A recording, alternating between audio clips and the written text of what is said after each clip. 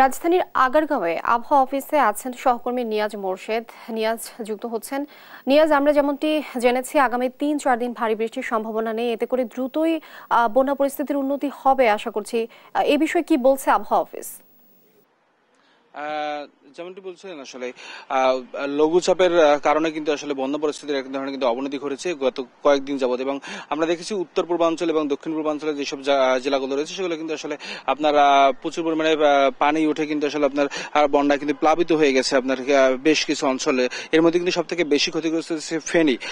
গতকাল কিন্তু আপনার সচিবালয় কিন্তু দুর্যোগ ত্রাণ মন্ত্রণালয়ের যে সচিব রয়েছেন তিনি কিন্তু বলেছেন আসলে সব থেকে বেশি ক্ষতিগ্রস্ত হচ্ছে ফেনী, এবং আমরা গতকালকে কিন্তু যে আপনার পানি ভবনের যে বন্যা ও পূর্বাভাস সংরক্ষণ কেন্দ্র যে রয়েছে সেখান থেকে আমরা তথ্য পেয়েছি যে বন্যা পরিস্থিতি কিন্তু গতকাল থেকে আসলে কিছুটা উন্নতি হয়েছে।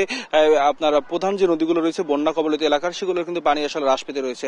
আজকে আমরা সকালে কিন্তু আবহাওয়া দপ্তর এসেছে, আবহাওয়া দপ্তর কিন্তু একই তথ্য দিয়েছে যে পানিগুলো হ্রাস পেতে শুরু করেছে এবং আসলে বৃষ্টি হওয়ার কোনো সম্ভাবনা নেই, এবং বলেছে যে লঘুচাপের কারণে আসলে আপনার এই বন্যার পানিটা কিন্তু একটু নেমে যেতে সময় লাগছে, তবে আপনার এই বন্যার পানিটা আর বাড়ার সম্ভাবনা নেই।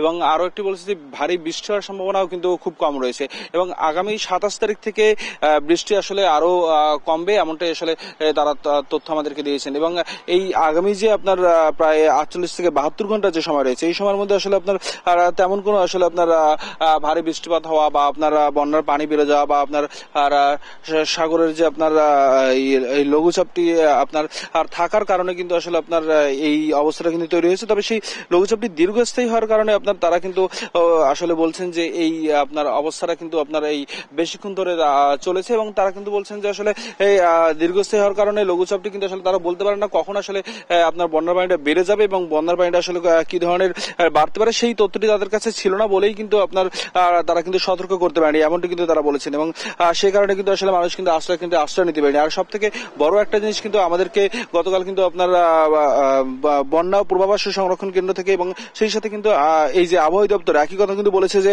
ভারত থেকে আসলে তাদের কিন্তু কোনো ধরনের তথ্য দেওয়া হয় না, যদিও ভারতের সাথে আপনার শুধুমাত্র পানি চুক্তির পানির বিষয়ে আসলে তথ্য আদান প্রদান রয়েছে, তবে আপনার কিন্তু কোনো ধরনের আপনার আর যে কাঠামোগত কোনো আসলে আপনার চুক্তি কিন্তু আসলে তাদের সাথে হয়নি এখনো, এবং সেক্ষেত্রে কিন্তু আসলে যে বাঁধ খুলে দেওয়ার যে বিষয়টি রয়েছে সেটি কিন্তু আসলে সে ধরনের কোনো তথ্য কিন্তু আসলে তাদেরকে দেওয়া হয়নি। এটা কিন্তু আমাদেরকে আবহাওয়া অফিস এবং সেই সাথে কিন্তু বন্যা পূর্বাভাসের সংরক্ষণ অধিদপ্তর যেটি রয়েছে সেটি থেকে কিন্তু আমরা কিন্তু একই কথা জেনেছি, তারা কিন্তু আসলে কোনো ধরনের তথ্য পায়নি বলেই আসলে এই ধরনের কিন্তু আপনার দুর্ঘটনার আসলে সম্মুখীন হতে হয়েছে।